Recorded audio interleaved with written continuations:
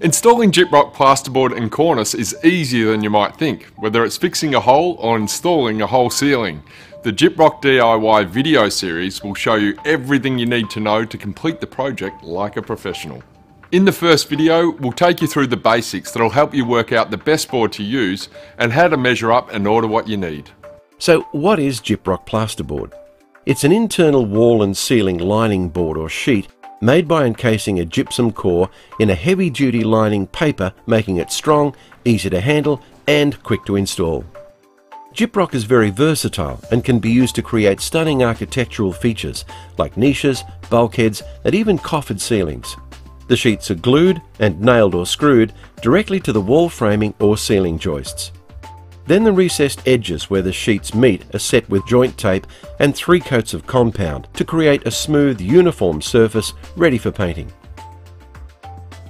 Corner beads are used to strengthen the corner joints where walls meet and to protect against damage.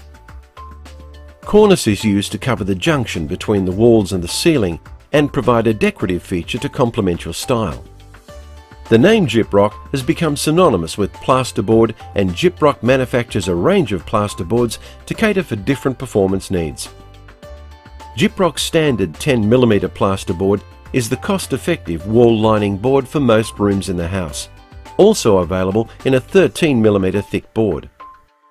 Gyprock Super Seal has been specifically developed for ceilings to provide an excellent finish with no sag on standard 600mm joist spacings. For wet areas like bathrooms and laundries, moisture-resistant Gyprock AquaCheck is the best choice. For higher sound insulation for entertainment rooms and bedrooms, Gyprock SoundCheck is ideal. And for corridors and stairways, Gyprock SuperCheck's reinforced core reduces the risk of damage. Gyprock Plasterboard, cornice and all the tools and accessories you'll need are widely available through major hardware stores, building suppliers and specialist Gyprock trade centres. They can also recommend a professional tradie if you think your job is a little bigger than you're happy to take on.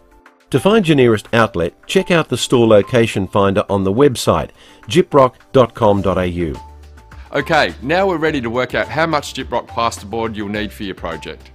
For larger projects, professional plasterers generally order by calculating the square metres of their walls and ceilings. For DIY projects, ordering by quantity of specific board types and lengths can be a lot easier. Start by drawing up a diagram of each room opened up like a shoebox and use this for your measurements. Measure the width and height of each wall. Measure the width and height of any openings such as doors and windows. For ceilings, measure the width and length of the room. These measurements will also be used for ordering your cornice. It's best to plan your job to have the fewest number of joints possible. Gyprock plasterboard and cornice come in different widths and lengths to help reduce work and wastage. You'll find all the sizes available at gyproc.com.au. The sheets are installed at right angles to wall studs and ceiling joists. That means for walls, they go on horizontally.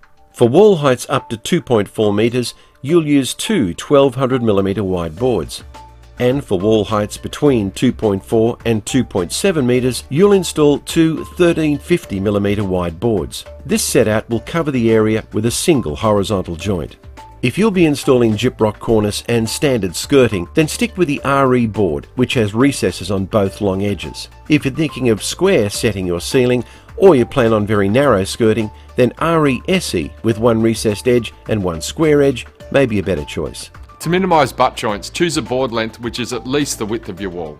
For example, if you have a 4.5 metre wide wall, then a 4.8 metre board will mean less joints than 2 2.4 metre boards. For ceilings, select the board width that'll give you the least joints in the job. For example, for a 3.8 metre wide room, you'll need only 3 1350mm wide boards, compared with 4 1200mm wide boards.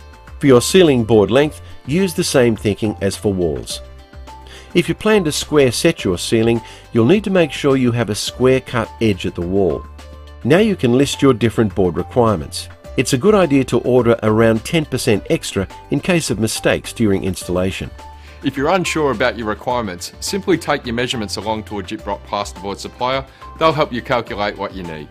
Gyproc cornice is available in a range of profiles and lengths, so select your preferred cornice, then select the lengths that best suit the length and width of your room with the fewest joints. For more detailed information about setting out for walls and ceilings, take a look at the Gyproc Residential Installation Guide available from gyproc.com.au. Apart from plasterboard and cornice, there are a few other things you're going to need. As with all DIY projects, make sure you have safety glasses, gloves and a dust mask handy. You could also consider hearing protection if you'll be working in a loud environment. As well as your safety gear, you'll need tape measure and pencil, a straight edge to help mark and cut the board, a utility knife to score and snap the board, a keyhole or plasterboard saw for cutting out penetrations, and a fine-tooth saw for larger cuts. For installing walls and ceilings to timber or steel frames, you'll need Gyproc stud adhesive to glue the board to the joists and studs, a 38mm broad knife to apply the adhesive, a hammer or cordless screwdriver. If you have a timber frame, 30mm ring shank nails or Type W 32mm coarse thread screws. For a steel frame, use number 6 Type S needle point or drill point screws depending on the frame thickness. A working platform and ladder to reach the ceiling and the top of walls. Small offcuts of board to use as packers to keep the board off the floor. You may also want to consider a plasterboard lifter to make installing the ceiling boards easier. Any corners that project into the room are finished with external angle corner beads, which are available in metal or PVC. If you're using metal corner beads, you'll need tin snips for cutting the bead, staple gun and staples to hold the angles in place. This works for both timber and steel frames. Or if you don't have a staple gun handy, you can use nails and a hammer for timber frames only. For jointing the sheets, you'll need Gyproc jointing compounds, a roll of Gyproc perforated paper tape. For tools, you can choose disposable plastic tools for smaller jobs or professional steel tools that you can clean up and use for future projects. You'll need broad knives or trowels in 150mm, 200mm and 300mm. An internal corner trowel. A hawk is also a good idea to make loading your trowel a lot easier. You'll also need a sanding float, either 150 grit sandpaper or 220 grit sanding mesh, a pole sander or working platform for ceilings, and a soft brush or cloth. For installing cornice, you'll need pencil and tape measure, Gyproc cornice cement, a mitre box or a Gyproc mitre master if you're using cove cornice, a fine tooth saw, cornice small tool, 38mm broad knife, hammer and nails, water and a sponge for cleaning up. Now you're ready to start work. Take a look at video 2, how to handle, measure and cut Gyproc plasterboard. And check out the rest of the videos in the Gyproc DIY series.